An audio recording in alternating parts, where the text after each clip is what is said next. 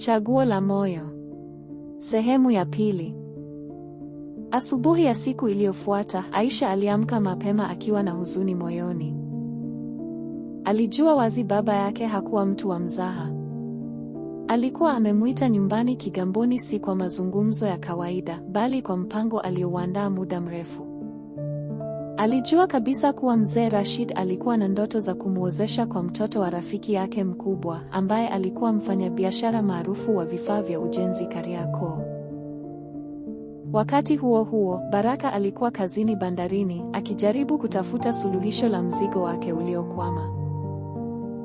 Alikuwa amechoka kiakili, lakini moyo wake haukukubali kushindwa. Aliamua kukopa kwa kijana mmoja ambaye alikuwa anatoa mikopo ya dharura kwa wafanyabiashara wa mitumba. Japokuwa masharti ya mkopo yalikuwa magumu na yenye riba kubwa, Baraka alikubali kwa sababu hakuwa na njia nyingine. Alisaini karatasi ya makubaliano na kupewa fedha taslimu $500,000. Siku hiyo hiyo jioni, Aisha alifika nyumbani kwao Kigamboni. Alimpokea baba yake akiwa amekaa sebuleni akivuta shisha na kusikiliza taarabu ya zamani. Bila kuzunguka sana, mzee Rashid alianza kusema, "Aisha, nataka mwezi ujao uolewe na Jamal, mtoto wa Bwana Salim. Nimeweka kila kitu tayari, hata mahari imeandaliwa." Aisha alishtuka, akatazama chini kwa muda kabla ya kusema kwa sauti ya upole lakini yenye msimamo, "Baba, mimi nampenda Baraka. Siwezi kuolewa na mtu nisiyempenda." Mzee Rashid alipandwa na hasira, akagonga meza kwa nguvu, "Aisha, mimi ni baba yako. Siwezi kukuona unajiingiza kwenye maisha ya tabu kwa sababu ya mapenzi ya mitaani.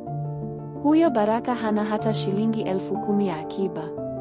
Jamal ana maduka, magari na majumba. Ndiyo maisha unayopaswa kuwa nayo." Aisha alitoka sebuleni bila kusema neno, akapanda gorofani na kujifungia chumbani. Alijua hakuwa na muda mwingi wa kuamua, lakini moyo wake ulikuwa tayari umeshachagua.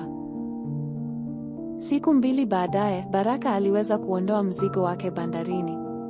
Aliupanga vizuri sokoni na ndani ya siku 3, nusu ya mzigo ilikuwa imeisha.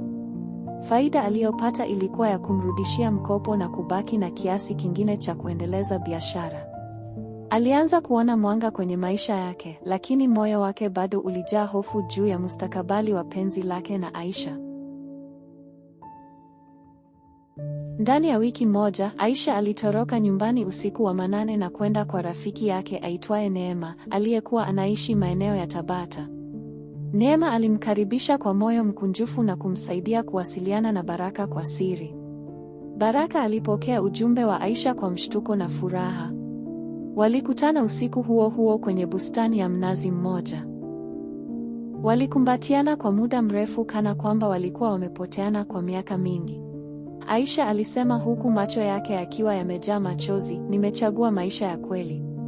Sitaki maisha ya pesa bila upendo. Tuanze chini, lakini tukiwa pamoja." Baraka alishika mikono yake na kumwangalia kwa macho yenye matumaini. "Tutajenga maisha yetu, hata kama ni kwa kuanza na chumba kimoja na godoro la chini. Maadamu uko nami, naweza kufanya chochote." Na hapo ndipo walipoanza kupanga maisha mapya. Aisha aliacha chuo kwa muda ili kutafuta kazi ya muda ya kufundisha kwenye shule ya binafsi, wakati Baraka aliendeleza biashara yake na kufungua duka dogo la mitumba Mwenge. Waliamua kuweka akiba kila mwezi, wakitumia daftari maalum la maandishi yao ya kila siku, malengo na maombi. Lakini bahati haikai kimya kwa muda mrefu. Wakati wanapambana, video yao wakiwa sokoni ilinukia kwenye mitandao ya kijamii baada ya kijana mmoja kuwafanyia video ya ghafla na kuiweka na maandishi, "Hawa ndio wapenzi wa ukweli wa Dar, sio pesa bali moyo." Video hiyo ilisambaa kwa kasi na ndani ya siku 3, waliitwa kwenye kipindi maarufu cha redio kinachohusu mapenzi na mafanikio. Simulizi yao iliwagusa watu wengi na ghafla wakawa maarufu.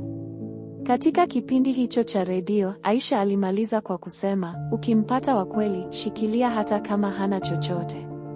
Mapenzi ya kweli ni mtaji wa kwanza." Na hapo ndipo mafanikio yao yalianza kuchanua kwa kasi ambayo hawakutarajia.